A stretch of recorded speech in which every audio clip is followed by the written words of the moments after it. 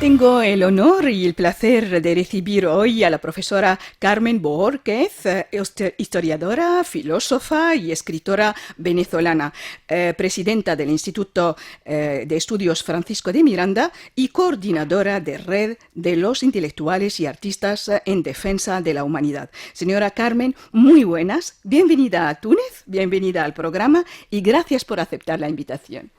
Soy yo quien te debe dar las gracias por haberme invitado a este programa, que imagino lo escuchan en todo Túnez. Sí, hasta afuera. Y hasta afuera, entonces es una oportunidad muy grande para uno que viene de un continente que está bastante lejano, en físicamente, Sí. aunque emotivamente siempre hemos estado cerca. Sí, efectivamente. Pero de verdad es primera vez que llego a este país, siempre quise conocerlo y me siento pues muy orgullosa de haber podido venir y de ver esta ciudad tan hermosa y tratar personas tan amables. Pues de esto yo quería empezar. Quería que nos comenta qué tal la acogida en Túnez, qué tal el país, su gente, qué le pareció todo, por lo menos hasta ahora, ¿eh? Sí. Fíjate, hay algo que se da en las relaciones humanas que no lo explican los libros, ni los documentales, ni nada. Efectivamente. Cuando una persona se encuentra con otra persona, ahí se produce una cuestión como mágica. Sí. Tú sabes, si esa persona, si vas a entrar en comunicación directa con esa persona, O no. o si hay una barrera que te va a impedir hacerlo. Sí. Entonces, eso es muy bonito cuando uno sale de su casa, sale de su entorno y conoce otros entornos. La impresión que he tenido aquí es que me siento como en casa, Qué bien. me siento cómoda con todas las personas con las que he tratado, sea en el hotel, sea en una farmacia donde acabo de comprar unos medicamentos, o sea, me estoy tomando un café y un señor se levanta, me da la silla. Es decir, siento que nos encontramos como seres humanos, independientemente de cualquier otra barrera, que normalmente son barreras inventadas. Sí, es verdad. Entonces, me siento muy cómoda. Y además que en Venezuela hay muchas personas que han llegado allá, provenientes de países árabes, y se sienten felices, después no quieren volver para acá. Entonces ya hay una comunicación, digamos, de muchos años entre las dos culturas. Efectivamente. Entonces, sí nos habla de los primeros encuentros aquí que fueron ayer, por ejemplo, en la Facultad de Letras de la Manuba, y también, también si nos puede comentar algo sobre la feria y su participación allí, qué tal el público, qué tal todo. Sí. Bueno, Venezuela es la primera vez que participa en la Feria del Libro de aquí de Túnez. Y somos en este momento el único país latinoamericano que está presente en la feria. ¡Qué bien! Entonces, para nosotros veníamos con un poco de expectativas, pero también un poco, ¿y cómo nos irá a ir allí? Sí. Nunca han visto ahí un stand de Venezuela o de libros de Venezuela. Sí. ¿Se interesarán? ¿No se interesarán? Claro. Pues mire, hemos tenido un éxito muy agradable, y que nos hacernos sentido más comprometidos. Qué bien. La gente pasa por el stand, ve los libros.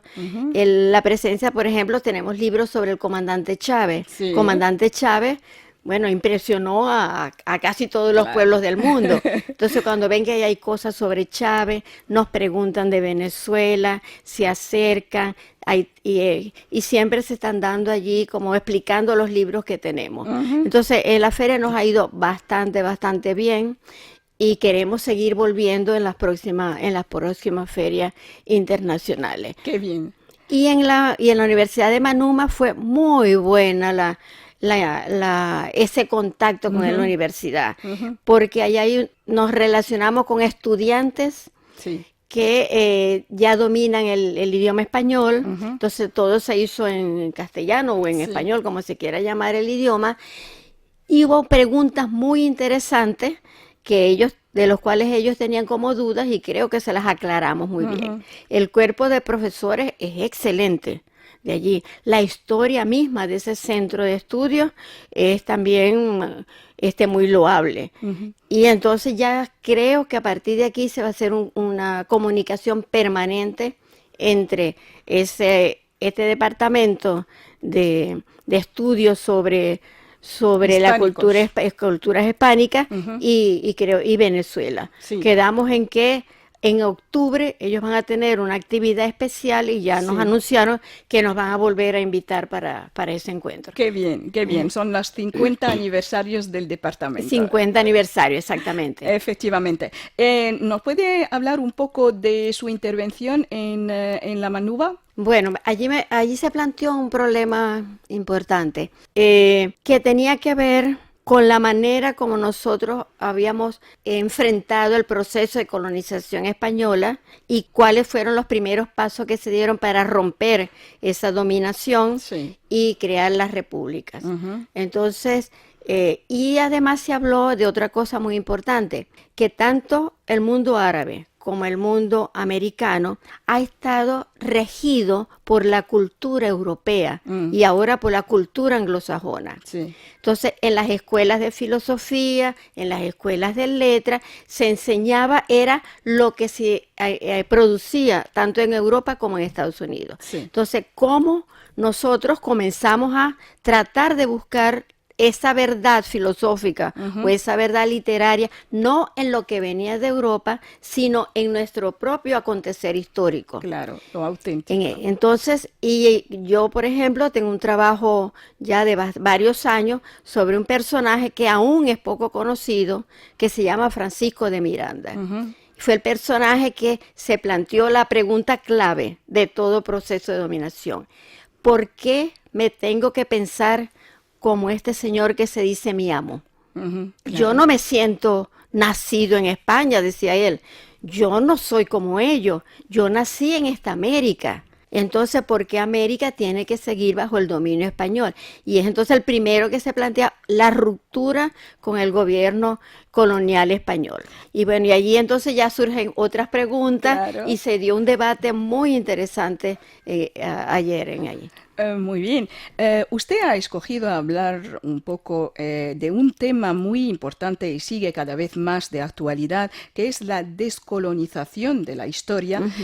¿Por qué escogió usted este tema en particular? Vamos a volver sobre Otra vez ahí. Sí. Sí, fíjate. ¿Cuál ha sido el discurso de España todo el tiempo? Que ellos nos descubrieron Ujú, y que ellos nos dieron una lengua, una cultura y una religión. ujú. Si eso fuese verdad, la pregunta que uno se tiene que hacer es ¿qué había antes de que llegaran de los españoles? ¿Es que acaso no habían culturas? ¿Es que acaso no había religiones? ¿Es que acaso no había valores como los que ellos querían imponer? ¿O es que acaso los habitantes aquí eran mudos? Claro. No. Sí. Entonces, y Había luego, toda una y hay civilización. todo, entonces hay que buscar en la historia. Ujú. Lamentablemente, la conquista española venía con unas creencias que para ellos eran verdades, pero que para acá no, para los habitantes de ese entonces no lo eran. Ellos venían desde una concepción basada en la mitología semita, Sí. de que Dios crea el mundo, crea a Adán, de Adán viene Eva es la que hace pecar a Adán, y ahí hay un principio que se empieza a colar, Claro. la mujer como fuente de mal. Sí, de pecado. De pecado, eso es algo que ellos impusieron allí. Y eso va a moldear su concepto de la mujer. Entonces, cuando ellos llegan a América, ya llegan con esa concepción. Sí. Eso por una parte. Luego, ellos, los primeros 50 años de permanencia de España ahí se produjo no solamente un genocidio, sino un etnocidio. Sí. Acabaron con todas las culturas que había, destruyeron sus códices, destruyeron todas sus pruebas, etcétera. Entonces, después que tú destruyes, es muy fácil decir, yo te di una lengua y yo te di una cultura. Claro. Entonces, eso nos plantea a nosotros muchas preguntas. Y tratamos entonces de buscar en los textos que todavía quedan de la antigüedad, cómo era la relación de un ser humano con lo trascendente, y encontramos algo muy interesante para la lucha de las mujeres ahora. Resulta que en esas culturas amerindianas, Sí. el principio creador no es masculino, como lo es en la cultura semita. Es dual. Ah, sí. Dice, es hombre y mujer, el Popol Vuh lo dice, Sí. se pusieron de acuerdo Tepeo y Cucumats, es decir, el dios hombre y el dios la mujer. Qué bien. Y después de muchas reflexiones crearon el mundo. Ujú. Eso es un adelanto que hay que sacarle provecho, pues. Sí. Entonces, ¿cómo desde entonces en esa cultura el hombre y la mujer estaban en igualdad de condiciones? Sí. Bueno, y por allí se lanzó una discusión bastante interesante. Efectivamente. Nuestro filósofo tunecino y internacional Ibn Khaldun dice, y cito, el sentido interno de la historia entraña la especulación y el intento de llegar a la verdad, una explicación sutil de las causas y los orígenes de las causas existentes y un conocimiento profundo del cómo y el porqué de los acontecimientos. Puede decirse entonces que la historia está firmemente arraigada en la filosofía. Por supuesto que sí. Fin de cita. ¿Quién nos puede comentar en ese sentido y si esto corrobora sus propósitos? Creo que sí, fíjate, cuando él parte de su cultura y hace una investigación, la historia es volver atrás, tratar de explicar los momentos presentes, cómo fueron surgiendo y desarrollándose en tu contexto cultural. Claro. Y en tu contexto temporal también, ¿no? Sí. Ese es el papel de un historiador. Explicar los hechos buscando hacia atrás dónde comenzó la preocupación por este o aquel problema. Claro. Y eso se da en todas las culturas. El problema de cuando uno ha sufrido una situación colonial es que el colonizador quiere negar la historia ya vivida antes de que él llegara. Claro. Y quiere imponer el concepto de cultura, el concepto de sociedad, todos los conceptos que le sostienen a él como el poder dominante. El vencedor. O el vencedor. Entonces, muy interesante eso que él dice, porque el historiador tiene que volver a buscar los orígenes de su propia cultura y de las influencias que fue recibiendo. Claro. Y hasta dónde se mantuvo con el proyecto original o hasta dónde fue obligada a cambiar. Efectivamente. Entonces, es un problema difícil, porque para el propio historiador, Sí. porque hay cosas que no están muy claras en los documentos pasados, Sí. porque fue el documento escrito, Por supuesto. pero no quedó el testimonio, a veces no queda ni testimonio oral. Claro. Y cuando se da un testimonio oral, también puede estar influido por el que está interrogando, como el caso de los cronistas de India. Sí. Lo que sabemos de nuestra América, de esa Sí. época colonial, fue escrito por cronistas que venían de España, educados de acuerdo a los valores españoles, que tenían una visión del mundo que era la que a ellos le habían enseñado desde niños. Y desde esa visión estaban interpretando nuestro mundo. Claro, muy subjetiva. Entonces ahí se presenta una casi que un conflicto, Sí. propiamente dicho. Sí, Ahora, efectivamente. ¿cómo para los historiadores americanos podemos resolver eso? Dado la destrucción que se hizo de toda esa cultura, pero igual hay que intentarlo. Hay que intentarlo porque cada pueblo merece tener clara su propia historia. Efectivamente. Como lo hemos adelantado, usted es presidenta del Instituto de Estudios Francisco de Miranda. ¿Nos puede dar más información sobre el instituto y sobre este personaje? Sí. Vamos a volver un poco más sobre este que sigue un poco desconocido. Bastante desconocido, incluso en Venezuela. Sí. Porque algunos lo llaman el precursor, así como el primero que empezó. Pero él más que un precursor fue un verdadero libertador. Y lo que en Venezuela por lo menos pasó, que Miranda antecede, es casi una generación completa antes de Bolívar. Miranda comienza a pensar en la necesidad de independizar todo el continente americano y de darle un nombre distinto al que le daba España. Ya no éramos vasallos nacidos en las Indias. Para Miranda eso era ofensivo. Sí. Quería un nombre que una vez Propio. expulsada los ejércitos españoles de ahí, el mundo entero conociera esta nación con un nombre propio. Entonces él inventa también el nombre de Colombia. Y ese proyecto de dedicarse él a buscar la manera de independizar toda América para hacer realidad esa Colombia que ya está imaginando, él lo comienza en 1783. ¿Qué te dice esa fecha? Ese es el año en el que nace Simón Bolívar. Entonces él se adelanta toda una generación. Claro.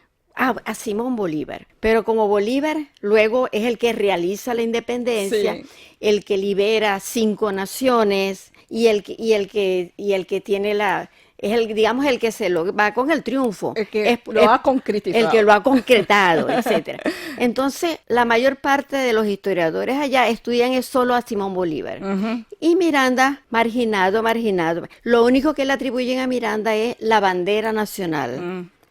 Que el amarillo, azul y rojo, que él iza el 3 de agosto de 1806, que todavía no ha habido ni junta de gobierno ni nada, en una zona del occidente de Venezuela. Es lo único que se le atribuye, pero su pensamiento es riquísimo. Sin embargo, él hizo algo muy importante. Él guardó todos los documentos que tenían que ver con su vida, con su proyecto de independencia, con su pensamiento, con todas las personas que fue conociendo a lo largo de su vida. Incluso te describe cómo era Europa en el momento, desde el punto científico, artístico, etcétera, etcétera, etcétera. Y él deja un archivo con todos esos documentos. Son 36,000 documentos. Wow. Pero ese archivo, fíjese cómo son las cosas. Cuando él es detenido en La Guaira, después de la primera derrota que sufre ya la República en manos de un español, lo culpan a él de haber sido el causante de la rendición, porque lo habían nombrado como el jefe militar. Entonces, y lo detienen cuando ya ellos se va a embarcar para salir del país antes de que el vencedor español los termine de fusilar a todos. Él embarca su archivo en una nave inglesa que estaba en el puerto de La Guaira y él se queda durmiendo en tierra. Esa noche lo detienen otros patriotas y se lo entregan a los españoles. Pero su archivo se va en la nave. Cuando la nave llega a Curazao, que es una isla del Caribe, en ese momento en poder de los ingleses, el gobernador de Curazao se pone a hojear los papeles y se da cuenta que tiene que esconderlo porque allí Inglaterra aparecía muy comprometida con Miranda. Y en ese momento Inglaterra era aliada de España. Entonces los envía a Inglaterra y los guardan en un sótano. Y se pierde la pista de esa documentación. Por eso todos los ataques que se le hacen a Miranda cuando lo entregan, no había manera de desmontarlo. No había testimonio. Claro. Y pasaron 120 años antes de que volviera a aparecer esos documentos. Entonces, en esos 120 años se crea un Miranda imaginario. Claro. Imaginario. Y se empieza a escribir tonterías sobre él, de sus amores, de esto, de lo otro, pero no de sus ideas independentistas. Entonces ahora nosotros y este instituto, que tiene poco tiempo de haber comenzado a trabajar, estamos tratando de poner a Miranda en el sitial que se merece. Claro. Además, él deja en su testamento: quiero que estos papeles reposen en el archivo de mi ciudad para que mi patria sepa de los sacrificios que he hecho por ella y mis compatriotas también se enteren de todo lo que he hecho en su beneficio. ¿Y se han recuperado ahora los archivos? Eso se tiene y ya está en la web. ¿Sí? Está en la web. Ay, qué bien. Es www.franciscodemiranda.org. Wow, hay que apuntarlo. Entonces, bueno, estamos en ese proceso de que se le dé a Miranda el verdadero valor, el papel que desempeñó durante ese momento, los ejemplos que dio y cómo realmente de su pensamiento se nutrieron los patriotas que siguieron después. Perfecto. Usted también es coordinadora de Red de los Intelectuales y Artistas en Defensa de la Humanidad. ¿Nos puede decir en qué marco actúa esta red y cuáles son sus propósitos? Sí, cómo no. Por lo primero que tengo que decir es que ya no soy la coordinadora, pero fui coordinadora durante 17 años. ¡Ay, wow! ¡Qué bien! Bueno, de esto vamos a hablar entonces. Entonces, esa es una red que se crea bajo la influencia o la comunicación tan estrecha que tuvieron Fidel Castro y Hugo Chávez. En un momento en que está Estados Unidos invadiendo Afganistán, que está Ya sabes cómo son esas guerras tan atroces, Sí, que es parecido a lo que está pasando en Gaza en este sí, momento. efectivamente. Entonces, casi un genocidio lo que se está produciendo también en Afganistán. Sí, Y eso a los espíritus sensibles, a la gente de verdad humanista, claro. eso uno se siente muy mal y tiene que dar una respuesta a eso. Ujú. Entonces, se consideró que era necesario que surgiera, que la gente que estábamos preocupada por todo lo que estaba ocurriendo, se estuviera coordinada en un centro que permitiera realizar labores en defensa de esa humanidad que en ese momento estaba siendo destruida y en Afganistán, pero también a cualquier grupo humano que en el mundo se sienta Y en amenazado. cualquier tiempo. Entonces, por eso se llama en defensa de la De la humanidad. humanidad, La claro. humanidad es lo central. Sí, Sin humanos, ¿qué queda de esto? Nada. pues Aquí nada. no queda nada. Se está Y los millonarios que van a desapareciendo. hacer con todos esos millones si la humanidad se destruye todo, nada. Claro. Entonces era necesario crear esa conciencia. Entonces se hace un gran congreso en Caracas en diciembre del 2004, Ujú. donde fueron líderes de todas partes del mundo, líderes que incluso ya han muerto, fue hasta Sí, Benvela, gente del mundo árabe, bueno, que fue desde 2004 ahora muchos ya sí. no están con nosotros, ¿no? Ujú, Samir Amin, por ejemplo, que es ujú. originario de África, pero que vive en París, gente muy preocupada por eso. Se hace esa reunión en Caracas y allí, entre los acuerdos que se van tomando, se decide entonces crear una oficina coordinadora de ese trabajo hacia el futuro. Ujú. Esa es la red, En la red. se pone el nombre, Red Intelectual y Artista en Defensa de la Humanidad. Y Yo fui sigue. escogida, sí, sigue, Vale. sigue. Ujú. Ahora la dirige, pero no por influencia personal mía, ahora la dirige mi hijo. Ah, qué bien. Porque él Bueno, también, bueno, participa en política, es sí, viceministro de Cultura, y sí. entonces yo renuncié, me retiré del trabajo administrativo, pasaron otros 2 o 3 coordinadores que no duraron mucho, y después llamaron a mi hijo y él es el que está coordinando ahora. Bueno, Pero es una organización muy importante. Y hay que mantenerla, pienso que hay que mantenerla. claro, sobre todo que ahora. Tiene su página web, hace publicaciones periódicas, Ujú, donde quiera que se requiere una voz que de apoyo a los pueblos y de ujú. denuncia de las cosas, de las atrocidades que a veces Sí, los pueblos sufren. sí, A las redes una más, porque hay muchas organizaciones, claro. pero es una organización que no está dirigida desde Naciones Unidas ni Ujú. de ninguna de esas instituciones. Sí, Es una red de verdad de gente que se humana. siente comprometida con la Con la humanidad. humanidad. Ujú. Señora Carmen, usted tiene bastante publicaciones y obras. ¿Nos puede hablar de algunas y de sus últimas? A ver, hay un trabajo que casi nunca se nombra, pero un trabajo que hice con Enrique Dussel, no sé si he oído nombrar el nombre, Enrique Dussel, es un filósofo que nació en Argentina, que Ujú. se tuvo que refugiar en México cuando empezaron los atentados contra los filósofos en Argentina, y él se refugia en México y se quedó allá en México. Él crea, junto con otro profesor llamado Arturo Roy, crean un movimiento de filosofía que se llamó Filosofía de la Liberación. Ujú. Entonces era una especie de filosofía política, pero no solo teoría, no estudiar a los teóricos de la política, Ah, vale. sino una filosofía que se comprometiera con los pueblos y que tratara de descubrir o de poner de relieve la alienación Ujú. que las culturas que se creen superiores ejercen sobre las otras culturas, a tratar de poner de relieve los problemas del hombre y de la mujer latinoamericano, Ujú. dada todo eso que hemos hablado, de todo ese proceso de colonización, etcétera, etcétera. Y también que trata de resaltar que en América se puede hacer filosofía, Ujú. que la filosofía no es solo la filosofía europea, Claro. que además de eso habría que hablar, porque la filosofía no comienza en Grecia como dice Europa, la filosofía comienza en el norte de África. Ujú. Sí, es verdad. Allí era donde estaban los pensadores primero, Ujú. y allí es donde Aristóteles viene y aprende y después se regresa para Grecia. Claro.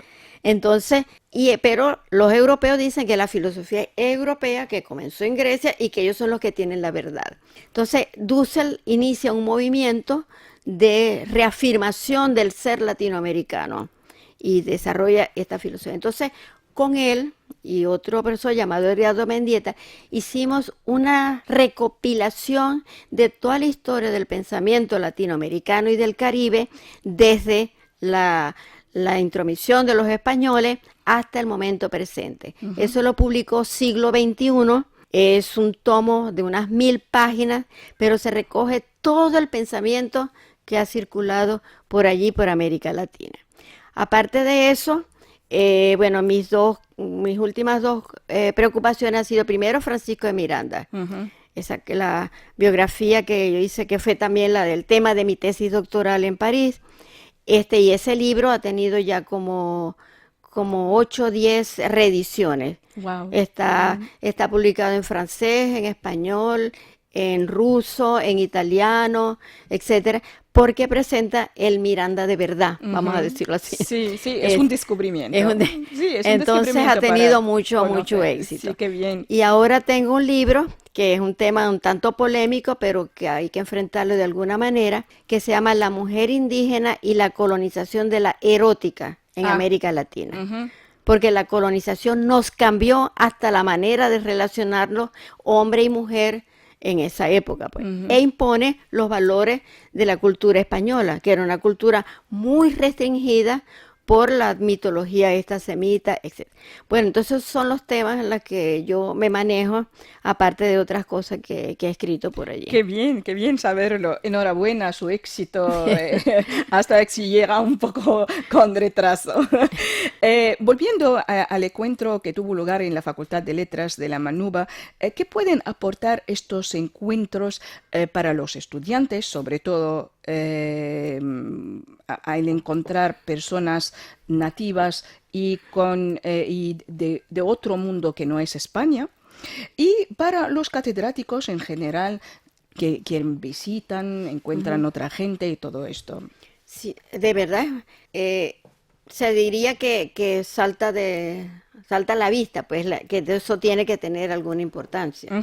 Primero porque un pensamiento que se queda en sus límites locales es un pensamiento que llega a un momento en que se satura a sí mismo. Sí.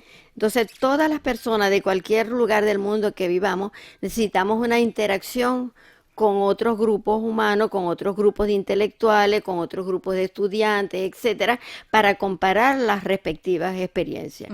Entonces, el mundo latinoamericano, por todas las razones de conquista y colonización, primero de parte de España y luego de la colonización que Estados Unidos ha ejercido sobre nosotros. Ahí hay un refrán que se dice de México, pero que se aplica a todos nosotros. Tan lejos de Dios y tan cerca de los Estados Unidos. Sí. Entonces, Estados Unidos ha prácticamente colonizado también gran parte del pensamiento de América Latina.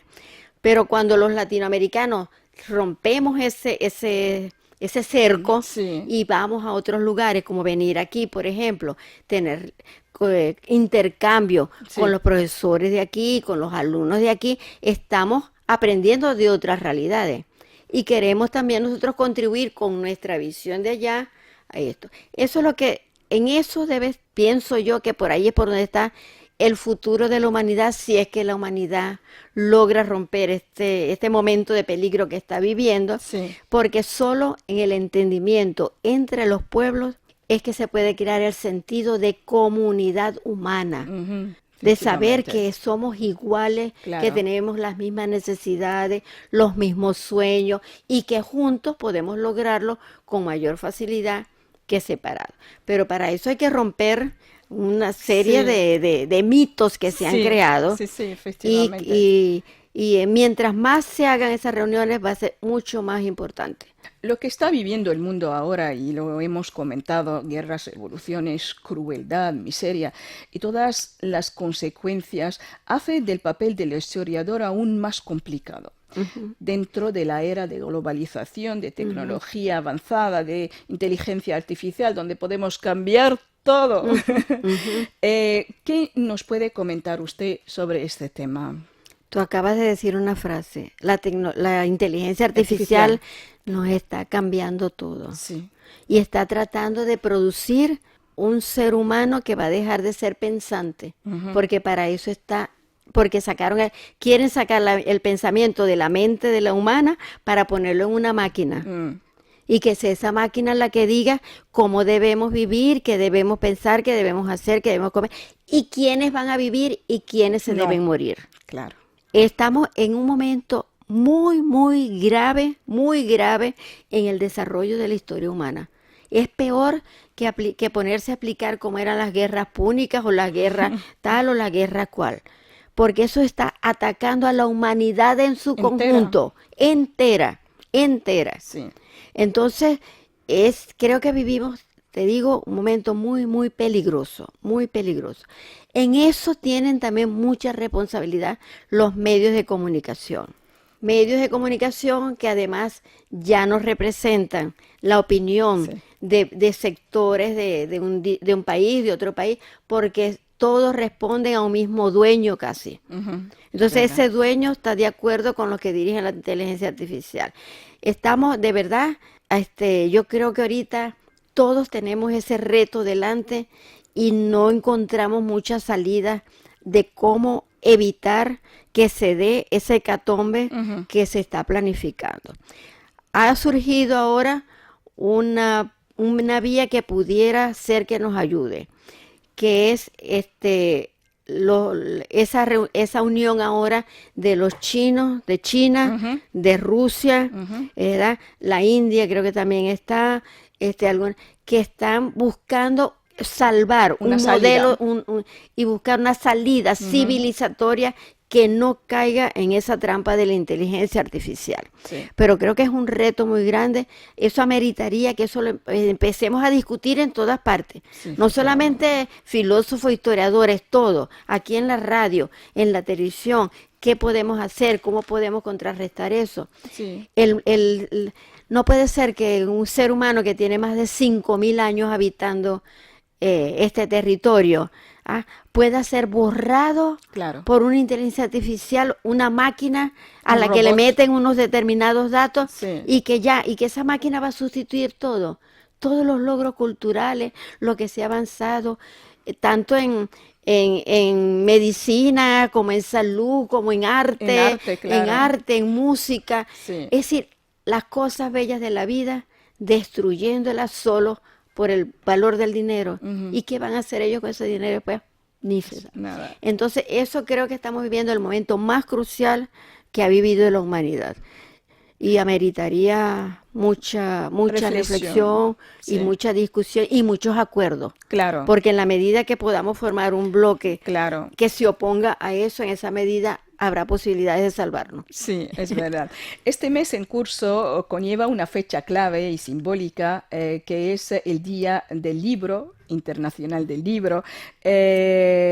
Entonces, ¿qué se puede decir sobre el libro, ya que estamos hablando ahora de inteligencia artificial, de libros electrónicos, de todo? Pero el papel y tocar un libro, y olerlo, ¿no? Con polvo, con lo que puede tener, es algo imprescindible y seguirá. Mira, si hay gente que sigue pensando como yo, va a seguir.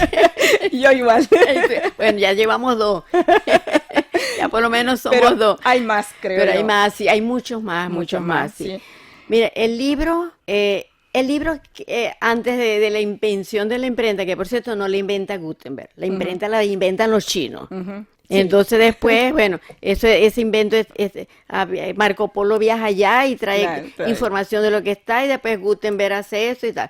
Pero los europeos, como siempre, que ellos se creen el centro del mundo, ponen que el libro la imprenta lo inventa Gutenberg, pero no fue así. Pero desde la mucha antigüedad hay la necesidad humana de dejar registro escrito de lo que se está haciendo, porque todos humanos también somos conscientes o tenemos que ser conscientes de que nuestra vida es finita. Sí. Antes, qué sé yo, la mayor, si tú llegabas a los 50 años, se puede decir que viviste mucho, pero ahora ya se llega a los 100 y gente que está, hay muchos más personas que tienen 120 años de lo que había hace 50 años. Sí, es verdad. Entonces la vida humana en cierta manera se está prolongando por las condiciones de vida ahora, lo que se conoce, enfermedades, etcétera. Pero en todo caso, somos finitos. Entonces, esa necesidad llevaba a cómo dejar relato de los hechos que iban pasando por escrito. Por eso conocemos, bueno, manuscritos de diferentes culturas, etc. Y esta humanidad de ahora, aunque por mucha inteligencia artificial que haya, eso va a estar en máquinas. Yo no sé hasta dónde, yo no conozco mucho de eso, ni me interesa tampoco mucho conocerla.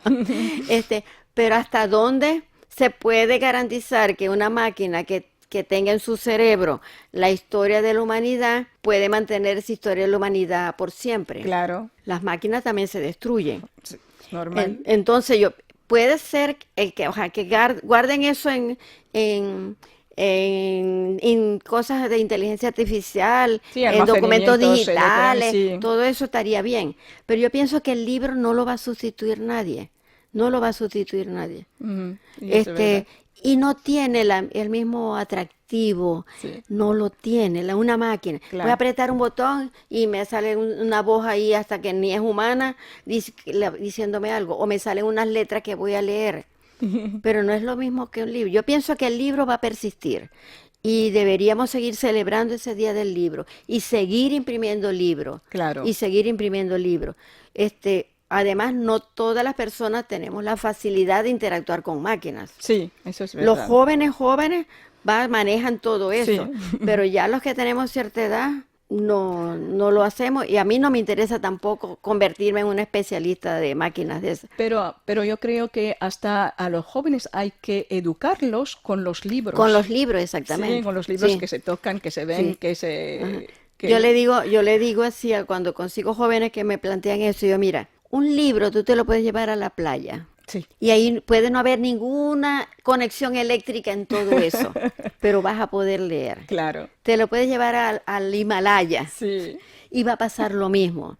Y aunque tengas una maquinita que tiene batería, las baterías se agotan. Por supuesto. Entonces el libro siempre va a tener una ventaja. Efectivamente. Y hay que tratar de reivindicar siempre al libro. Porque ver un mundo así tan automatizado deja de ser humano. Vamos a entonces difundir este programa que estamos grabando el 1 de mayo. El 1 de mayo es una fecha clave a escala internacional. ¿Qué nos puede decir, profesora Carmen, sobre esto? Sobre el 1 de mayo. Sí. Bueno, por supuesto, ese es un día que todos los trabajadores esperamos para celebrar. ¿Y cómo se celebra en Venezuela? En Venezuela normalmente, bueno, primero no se trabaja. Claro, es un día esto libre sí. para todos los trabajadores. Es un día feriado. Es un día feriado. Sí. Normalmente ha habido una costumbre de que el 1 de mayo el presidente que esté en el momento da un discurso y ese día anuncia un aumento de sueldo, por ejemplo. Sí. Pero el año pasado no anunció un aumento de sueldo porque la crisis estaba muy Sí, grave. sí. Pero en general se espera un aumento de sueldo, se reivindique el valor del trabajo dentro de una sociedad, Claro. el valor del trabajo para que se solidifique en las culturas, para que se avance por el bienestar social, siempre vinculándolo a lo social. Sí, por supuesto. Porque un trabajo individual que solo te produce beneficio a ti, pues solo tú sabes que te produce el beneficio, pero no va a cambiar nada en la sociedad. La idea sería aportar a que la sociedad toda tenga conciencia de que sin trabajo no es posible mejorar ni las condiciones de salud, las condiciones habitacionales, los servicios de agua, entonces, que el trabajo es lo que sostiene a una sociedad organizada. Pero es una satisfacción Y es una también satisfacción de cada uno. de cada Yo una. cumplo mi trabajo. Claro, Y uno se siente útil cuando trabaja. por supuesto. Hay personas que, por ejemplo, cuando les toca jubilarse, se sienten muy Sí, mal, sí. se deprimen. Pero es Efectivamente. porque no buscaron una actividad Alternativa. alternativa Sí, antes de jubilarse. Claro, Pero efectivamente. eso ocurre. Sí. Uno necesita estar siendo útil, Claro, haciendo algo. haciendo algo, Sí. no estar repitiendo todos los días el mismo día. Claro, por Ese es el problema. supuesto. Entonces sí hay que seguir fortaleciendo ese Día del Trabajo. En América Latina se celebra, todos los países lo celebran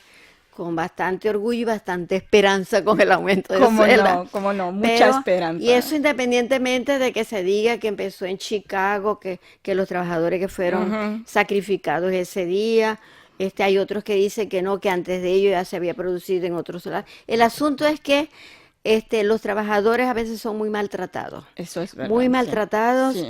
por determinados gobiernos que se comprometen con los grandes capitales Ujú. y consideran que el trabajo, que cualquiera puede hacer el mismo trabajo. Sí, Y que no ahora es con la verdad. inteligencia artificial, pues va a ser Se mucho más sustituyen. profunda Sí, esa crisis. ese rechazo de lo que tienen los capitales con respecto al trabajador. Pero nos toca a nosotros comprobarles a ellos, hacerles saber que el trabajo humano no puede ser eliminado Efectivamente, porque y no sustituye a ninguna no va a máquina. sustituir a nadie, exactamente. Señora Carmen Borquez, nuestra invitada venezolana, ha sido un honor hacerle esta entrevista. Le agradezco otra vez su amabilidad y por la misma agradezco al señor embajador de Venezuela en Túnez, Reinaldo Bolívar, y su encargada de negocios, señora Raquel Escobar Gómez, y a todos los que han hecho posible concretizar este encuentro especial. Saludo y agradecimiento también a nuestra asesora técnica, Nahuel Saidi.